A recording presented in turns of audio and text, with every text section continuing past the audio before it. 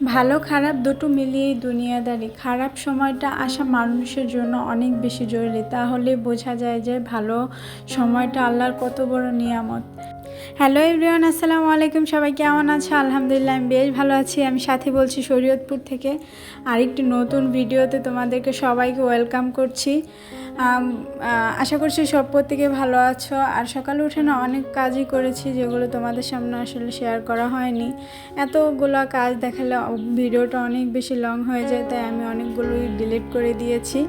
আর সকালে উঠে দেখো আমি এই যে রান্না করছিলাম গোস আমার হাজব্যান্ডের জন্য। তোমরা আগের ভিডিওতে যারা দেখেছো ওইগুলো তো আর ওকে পাঠানো হয়নি, তো কি করব, সামনে যেহেতু ঈদ আসতেছে এগুলো নামিয়ে তো খেয়ে ফেলতে হবে, না হয়তো তো যেহেতু কুরবানি দেওয়া হবে তো গোস টোস রাখার একটা ব্যাপার আছে, তো ভাবলাম যে এগুলো জাল দিয়ে খেয়ে ফেলি। তো এই যে এইদিকে আমি করেছি এই একটা বক্সে করে কিছু গোছ উঠিয়ে রাখছি, এটা আমাদের বাসায় পাঠাবো। তো আসলে দুইটার মধ্যে রেখেছি, একটা আমার বোন জামাইয়ের জন্য রেখেছি আর আরেকটা বক্স আমার বাবার বাসার জন্য রেখেছি। তো আসলে সকালে যখন ভাবি যে আজকে অনেক কাজ করব, ওই দিনকে আর কোনো কাজই করা হয় না। আর কাজগুলো আল্লানোর জন্য তো আমার একমাত্র ছেলেই যথেষ্ট।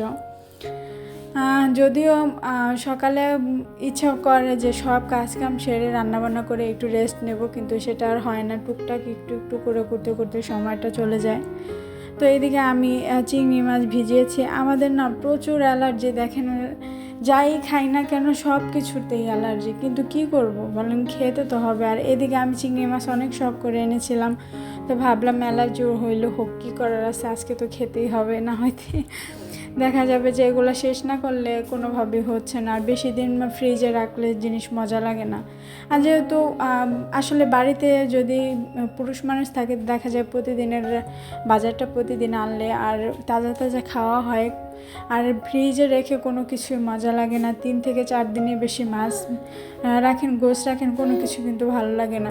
কিন্তু কিছু তার করার নেই, আমি তো আর প্রতিদিন বা সপ্তাহের মাথায় যেতে পারি না। তার জন্য আমাকে 1 মাসের বাজার করতে হয়। মাছটা ম্যাক্সিমাম আমি 15 দিনের বাজারটা করে রাখি। তো আজকে আপনাদের সাথে কিছু কথা শেয়ার করব। আসলে আমি না একটু কাঠখোট্টা টাইপের মেয়ে, আমি যাকে যা বলি সামনাসামনি বলি। এটাই হয়তো বা আমার মেন মানুষের কাছে খারাপ হওয়ার উদ্দেশ্য। আমি জানি না, আমার কথা হচ্ছে যে আমি আপনাকে একটা কথা বলবো সেটা সরাসরি বলবো, পিছন থেকে আমি কথা বলবো আপনি সামনাসামনি আপনার আমি ভালো বলবো, পিছনে আপনার খারাপ বলবো। এটা কিন্তু সম্মুখে শত্রুর থেকেও বেশি ভয়ঙ্কর এই মানুষগুলো আমার একদমই পছন্দ না। যেহেতু আমার নিজের পছন্দ না, সেই কাজগুলো আমি কখনোই করব না। তো আমি যেটা সামনে পড়ে যে কথাগুলো আমি আসলে সেটা মানুষকে সামনাসামনি বলে ফেলি। হয়তো এই কারণে আমি মানুষের কাছে বেশি একটা ভালো হতে পারি না। আসলে এই স্বভাবটা আমি একদমই চেঞ্জ করতে পারি না। আমার কথা হচ্ছে যেটা আমি চোখে দেখব সেটা তো আমি অবশ্যই বলবো, সেটা ন্যায় বা অন্যায় হোক। আসলে আমি ন্যায়ের দিকে কথাটা বলি। তো আসলে ন্যায়ের দিকে কথা বলতে গেলে দেখবেন যে যে অন্যায় করতেছে তার অবশ্যই খারাপ লাগবে, এটাই স্বাভাবিক। তো আসলে দুই দিকে তো আর কথা বলা যাবে না। দুই দিকে কথা বলতে গেলে আমি যখন দুই দিকে কথা বলবো আমি অবশ্যই তাদের কাছে ভালো হবো, কিন্তু খারাপ কিন্তু দুইজনেরই হইতেছে। তো সেই হিসাব করি সংসারে আসলে ভালো মন্দ সব কিছু মিলিয়ে কিন্তু দুনিয়াদারি হয়, তাই না? তো এদিকে আমি টুকটাক অনেক কাজই করে ফেলেছি। তো আজকে ভাবছি যে একটু বাসন্তী পোলাও রান্না করব, তাই আমি বাসমতি চাল নিয়েছি। আর এই বাসমতি চালগুলো মাশাআল্লাহ এত সুন্দর লম্বা লম্বা ছিল, কিন্তু দেখা যায় যে 2-1টা পোকা ধরে গিয়েছে। তো ভাবছি যে ঈদে বিরিয়ানি বা কিছু একটা রান্না করে খেয়ে ফেলবো। তো আমি এখানে বাটি মেপে নিলাম, 1 বাটি চাল নিয়েছি। আমি যেহেতু একা মানুষ, বেশি তো আর খাওয়া হবে না। আর এইটা কিন্তু আমি প্রথমবার রান্না করছি। তো এদিকে আমি একটু আলতো হাতে এগুলো সুন্দরভাবে ধুয়ে নিলাম। আর এই বাসমতি চালটা যেহেতু অনেকটাই লম্বা, তো আপনারা আলতো হাতে একটু ধুয়ে নেবেন। আর এই বাসন্তী পোলাওটা একবার খেয়ে ট্রাই করে দেখবেন, এতটা মজা হয় আমি কখনোই ভাবিনি। তাহলে তো আমি মাঝে মাঝেই রান্না করতাম আর কি। যাই হোক, প্রচণ্ড গরম লাগতেছে, কি বলবো। ওইদিকে ভয়েস কিন্তু দিতেছি আমার ছেলে কুলে কিছু তো আর করার নেই। তো এদিকে না আমি এই চালগুলো ধুয়ে এনে আমি 1 চামচ ঘি দিয়ে দিয়েছি। তো এর মধ্যে আমি আরেকটু হলুদ দিয়ে দেব, যেহেতু কালারটা হলদে হয় যেহেতু বাসন্তী কালার বাসমতি সরি বাসন্তী পোলাও বলা হয়। তো আসলে কথাগুলো গুলিয়ে যাচ্ছে। আর সবার কাছে একটা রিকোয়েস্ট করছি, প্লিজ ভিডিওটা দেখার আগে একটা লাইক দিয়ে দেখবেন। আর ইদানিং আমি দেখতেছি আমার প্রথম দিকের ভিডিওগুলো যদি আপনারা দেখেন তো মোটামুটি ভালো ভিউজ হচ্ছিল, কিন্তু একটা নতুন চ্যানেলের জন্য 50-60টা ভিউজ কিন্তু অনেক বেশি, অনেক বড় একটা বিষয়। তো সেই দিক থেকে আমার কিন্তু মোটামুটি ভালো ভিউজ হচ্ছিলো, কিন্তু এই যে বিগত লাস্ট 7-8 দিন ধরে যে ভিডিওগুলো আপলোড দিচ্ছে একদমই আমার ভিউজ হচ্ছে না। আসলে মনটা অনেক বেশি খারাপ লাগে। এত কষ্ট করে ভিডিও দিই, যখন দেখি যে কোনো ভিউজ হয় না তখন কিন্তু খুবই খারাপ লাগে। আর যে কটা ভিউজ হয় প্রত্যেকটা আপু আমাকে এত সুন্দরভাবে কমেন্ট করে, আসলে পরবর্তীতে পরের দিন যখন আমি ভিডিও শ্যুট করি তখন কিন্তু আমার বেশ ভালো লাগে, মনে একটা উৎসাহ জাগে যে আপুদের অন্তত কমেন্টগুলো তো পাবো। যাই হোক, আমার অনেক মিষ্টি মিষ্টি আপুদের ভিডিও যেমন আমি দেখি, কমেন্ট করি, তো ওই আপুরও কিন্তু আমার ভিডিওতে এসে লাইক দিয়ে কমেন্ট করে তারপর পুরো ভিডিওটা দেখে, এটাই আমার কাছে অনেক বেশি বড় পাওয়া। আর নিজের আপনজনদের কাছে যদি ভালোবাসা নাও পাই, এই যে দূরের মানুষগুলোর কাছে যে ভালোবাসা পাই, এটা কিন্তু অনেক বড় পাওয়া।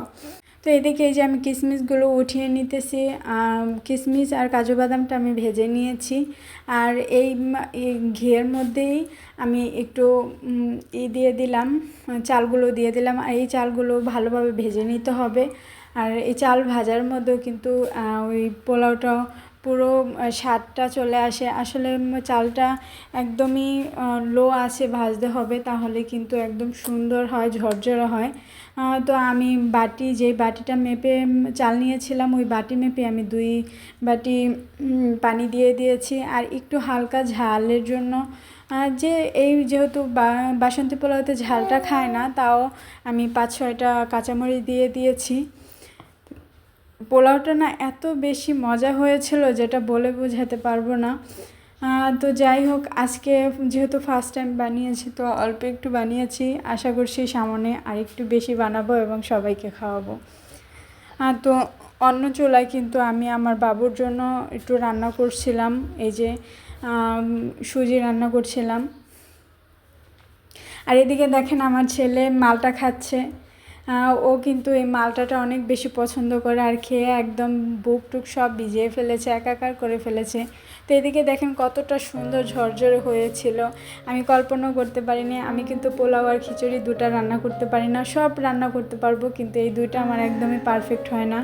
হয় একটু পানি বেশি হয়ে যাবে, না হয় কম হবে, এই অবস্থা। কিন্তু আজকের বাসন্তী পোলাওটা একদম পারফেক্ট হয়েছে, আমি একটু অবাকই হয়েছি। যাই হোক, মানুষ করতে করতেই তো শিখে, কেউ তো আর মারপেট থেকে শিখে আসে না। তো মোটামুটি আমি একটু রান্নাবান্না শিখেছি, কিন্তু বেশিরভাগই শিখেছি আমার হাজব্যান্ড এবং দাদুর কাছ থেকে। কোনো ধারণাই ছিল না আমার রান্নাবান্না সম্পর্কে। তো এদিকে আমি আরেকটা তাওয়া বসিয়ে দিয়েছি, এর মধ্যে চিংড়ি মাছটা একটু হালকা ভেজে নেব। তো আমি আর আজকে চিংড়ি মাছে আলাদা করে পেঁয়াজ কুচিটা দিব না, অনেক শর্টকাটে রান্না করতে হবে। আমার বাবু কিন্তু কান্না করছিল যখন আমি রান্না করছিলাম, ওকে গোসল করিয়ে দিয়েছি ঠিকই, কিন্তু ঘুম পাড়ায়নি।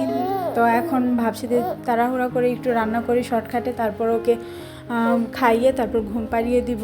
আর আমার ছেলে একদমই আমাকে ছাড়া আসে না, যে বাচ্চারা অনেক সময় ঘুম পাইলে ঘুমিয়ে যায়, তো ও একদমই না, আমি শুইব তারপরেই ঘুম আসবে, না হয়তো ঘুম আসবে না, এই হচ্ছে অবস্থা। যাই হোক, এদিকে আমি এই যে রান্না করে নিয়েছি চিংড়ি মাছটা একদমই শর্টকাটে, কিন্তু ভালো হয়েছিল খেতে। ইউটিউবে এসে বুঝেছি, এতটুকু বুঝেছি যে ইউটিউবে আসলে নিজের ফ্যামিলির মতন এই মানুষগুলো এত সুন্দর সুন্দর কমেন্ট করে না, এই কমেন্টগুলো দেখলে আমার কাছে বেশ ভালো লাগে। তো এদিকে দেখেন আমি যখন কমেন্ট পড়ছিলাম তখন কিন্তু আমার অনেক আপুদের প্রশ্ন ছিল, তবে আমি এই প্রশ্নগুলো আসলে এখনই বলতে চাচ্ছি না। আমি অবশ্যই এতগুলো মানুষের প্রশ্ন এভাবে বলা যাবে না, আমি ভিডিও আকারে অবশ্যই আপনাদেরকে বলবো। তো কেউ আসলে এসে কমেন্ট করেন যে আমাকে সাবস্ক্রাইব করলে আমি আপনাকে সাবস্ক্রাইব করব, এগুলো কিন্তু একদমই বললেন না প্লিজ। এই স্ক্যাম কমেন্টগুলোর জন্য কিন্তু আপনার আমার দুজনেরই ক্ষতি হচ্ছে। আমার কিন্তু ইদানিং দেখছি আমার সাবস্ক্রাইব বাড়ছে তো কমছে, আবার ওয়াচ টাইম কেটে নিচ্ছে ইউটিউব। এটা কিন্তু অনেক বেশি ক্ষতি দুজনের জন্যই। তো প্লিজ কেউ কিছু মনে করবেন না। আমি কমিউনিটি পোস্ট দিয়েছি, ওখানে গিয়ে আপনারা যদি একটা কমেন্ট করেন তো অবশ্যই আপনাকে ব্যাক করব আমি। তো আজকে এ পর্যন্তই। সবাই ভালো থাকবেন, সুস্থ থাকবেন। আল্লাহ হাফেজ। আসসালামু আলাইকুম।